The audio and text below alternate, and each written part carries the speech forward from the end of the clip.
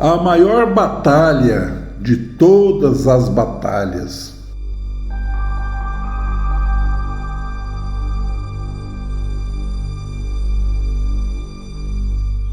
Digo-vos, porém, andai em espírito, e não cumprireis a concupiscência da carne. Porque a carne cobiça contra o espírito, e o espírito contra a carne, e estes opõem-se um ao outro, para que não façais o que quereis.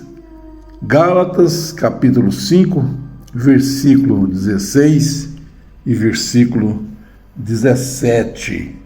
A maior batalha entre todas as batalhas que já houve no mundo não foi a batalha ou as batalhas lá no tempo antigo, das guerras do tempo do Império Romano, grego, medo-persa. Não foram as batalhas de Napoleão Bonaparte, não foi a Primeira Guerra Mundial, não foi a Segunda Guerra Mundial e nem tampouco será a Terceira Grande Guerra Mundial. Mas sim a batalha da fé versus a natureza humana. Apocalipse, capítulo 3, versículo 21, Jesus disse: aquele que vencer, lhe concederei que se assente comigo no meu trono. Em João capítulo 16, versículo 33, ele diz: em mim tenhais paz. No mundo tereis aflições, mas tendes bom ânimo, eu venci o mundo. Em Efésios capítulo 1, ali diz que nós fomos elegidos em Cristo Jesus para sermos santos e irrepreensíveis, para louvor de sua graça, para louvor de sua glória, redimidos por seu sangue. Em Colossenses capítulo 2, diz que nós somos perfeitos nele, em Cristo Jesus. Somos circuncidados com a circuncisão de Cristo. Estamos sepultados e ressuscitados com ele, justificados e vivificados, com todas as ofensas perdoadas. Em Efésios capítulo 2, versículo 1 a seguir, diz assim: e vos vivificou, estando vós mortos em ofensas e pecados, em que noutro tempo andastes segundo o curso deste mundo, segundo o príncipe das potestades do ar, do espírito que agora opera nos filhos da desobediência, entre os quais todos nós também antes andávamos, nos desejos da nossa carne, fazendo a vontade da carne e dos pensamentos, e éramos, por natureza, filhos da ira como os outros também. Agora, preste atenção no versículo 4. Mas Deus, que é riquíssimo em misericórdia, pelo seu muito amor com que nos amou, estando nós ainda mortos em nossas ofensas, nos vivificou juntamente com Cristo, pela graça sois salvos. Verso 6. E nos ressuscitou juntamente com ele, e nos fez assentar nos lugares celestiais em Cristo Jesus. No versículo 8 diz assim: porque pela graça sois salvos por meio da fé, e isso não vem de vós, é dom de Deus, não vem das obras, para que ninguém se glorie, porque somos feitura sua, criados em Cristo Jesus, para as boas obras, as quais Deus preparou para que andássemos nelas. Então, sendo assim, o que sobrou para nós? O que mais eu tenho que fazer? Será que eu tenho que fazer alguma coisa?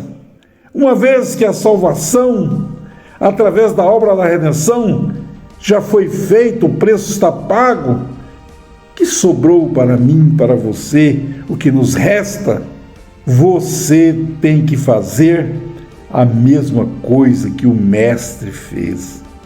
A mesma coisa que Jesus fez. Ele venceu o pecado na carne, venceu o mundo. Em Hebreus capítulo 5, no versículo 8 e o verso 9, diz assim: ainda que era filho, aprendeu a obediência por aquilo que padeceu. E sendo ele aperfeiçoado, veio a ser a causa da eterna salvação para todos os que lhes obedecem. Ainda que era filho, ainda que você é filho de Deus, gerado, nascido de novo, te resta uma batalha, a última batalha a ser vencida. Não te preocupes, ele está dizendo, tendes bom ânimo. Ele venceu o mundo e nos deu de seu Espírito para vencermos também. E esta maior batalha é a batalha da fé versus o humano. Esta batalha se encontra na forma de uma dualidade humana. Não estamos aqui falando da dualidade de duas pessoas, pai e filho. Não estamos aqui falando da dualidade ariana, seguida por muitos. Não estamos aqui falando disso. Estamos falando da verdadeira dualidade, espírito e corpo. Estamos falando de dia e a noite, tristeza, alegria, batalha, vitória. E esta batalha, se vai haver uma batalha, tem que ter um local. Eu me lembro quando houve a luta de boxe, chamada a luta do século, travada entre Muhammad Ali, na África, contra George Foreman. Foi chamado a luta do século, teve um local. Se vai haver uma batalha, tem que ter um lugar. Está havendo uma guerra nesse presente momento, aonde? Lá na Ucrânia.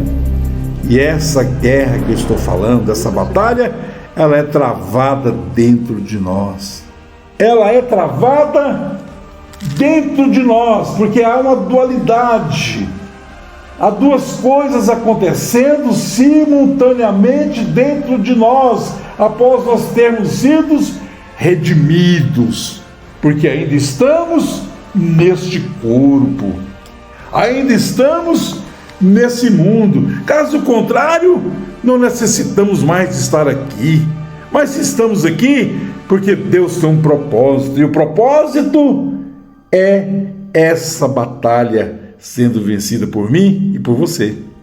Debaixo da velha aliança, todos pereceram, todos falharam, todos perderam a guerra. Ninguém pôde obedecer à lei de Deus, à palavra de Deus, porque não havia vindo ainda o antídoto, o Espírito Santo. Então nós vemos aqui em Romanos capítulo 7, Paulo trazendo essa dualidade, essa batalha, da seguinte forma, verso 15: porque o que eu faço não aprovo, pois o que quero isso não faço, mas o que aborreço isso eu faço. Então você vê duas naturezas, dois lados, A e B, se confrontando. Verso 16: e se faço o que não quero, consinto com a lei que é boa. Então, se aquela vontade de fazer o errado e vai e não faz, consinto com a lei que é boa. De maneira que agora já não sou eu que faço isso, quer dizer, o mal, mas o pecado que habita em mim. Verso 18: porque eu sei que em mim, isto é, na minha carne, não habita bem algum, e com efeito querer está em mim, mas não consigo realizar o bem. Porque não faço o bem que quero, mas o mal que não quero, esse eu faço. Quer dizer, é uma grande batalha de duas vontades, se opondo uma à outra. Lembra do texto bíblico que nós fizemos? Verso 20: se eu faço o que não quero, já não faço eu, mas o pecado que habita em mim. E o pecado é morte, e o pecado é inimizade contra Deus. Onde está o pecado? Paulo está dizendo: habita em mim, habita em você, habita em nós. Verso 21. Acho então esta lei em mim. O que faz a lei? Ela obriga, ela força, ela determina. Acho então esta lei em mim, que quando quero fazer o bem, o mal está comigo. Porque, segundo o homem interior, tenho prazer na lei de Deus. Quer dizer que há um homem exterior e há um homem interior. Se há um homem interior, porque há um homem exterior. Se há um homem espírito, porque há um homem carne. Porque, segundo o homem interior, tenho prazer na lei de Deus. Mas vejo nos meus membros outra lei. Opa! Aqui já aparecem duas leis simultaneamente. Porque, segundo o homem interior, tenho prazer na lei de Deus, mas vejo nos meus membros outra lei que batalha contra a lei do meu entendimento e me prende debaixo da lei do pecado, que está nos meus membros. Mais claro do que isso não tem como. Versos 24 e 25. Miserável homem que sou, quem me livrará do corpo desta morte? Dou graças a Deus por Jesus Cristo, nosso Senhor, assim que eu mesmo, com entendimento, sirvo a lei de Deus, mas com a carne a lei do pecado. Quer dizer, então nós vemos aí duas leis batalhando uma contra a outra. Onde isso está? Em nós. Esta é a razão que as pessoas nas igrejas não têm vitória, porque o evangelho não é pregado. Estou pregando aí terça-feira, quarta-feira de libertação, e nada acontece, nenhuma libertação não acontece, porque o pecado está na pessoa, na carne, na natureza humana. Então aqui em Gálatas, aqui no versículo 17, capítulo 5, diz: porque a carne cobiça contra o espírito, e o espírito contra a carne, e estes opõem-se um ao outro, para que não façais o que quereis. Não é que está havendo uma interação de um espírito de fora, mas nós estamos indo aqui na raiz da coisa. Ele está dizendo que porque a carne cobiça contra o espírito e o espírito contra a carne, uma batalha dentro de você, e estes opõem-se um ao outro, para que não façais o que quereis. Versículo 19. Porque as obras da carne são conhecidas, as quais são adultério, prostituição, impureza, lascívia. Se eu fosse aqui falar de cada uma dessas coisas, ficaríamos o dia inteiro. Idolatria, feitiçaria, inimizades, o que mais tem por aí, porfias, emulações, iras, pelejas, dissensões, heresias. Isso é o que mais acontece entre os humanos. Invejas, meu Deus do céu, homicídios, bebedices, glutonarias e coisas semelhantes a estas, acerca das quais vos declaro, como já antes vos escrevi, vos disse, que os que cometem tais coisas não herdarão o reino de Deus. Não tem como herdar o reino de Deus, porque é uma lei contrária. Isso tem que ser vencido, tem que haver uma libertação. E Jesus disse: se o Filho vos libertar, verdadeiramente sereis livres. Então, há uma promessa do Espírito, há uma promessa de libertação. Conhecereis a verdade, e a verdade vos libertará.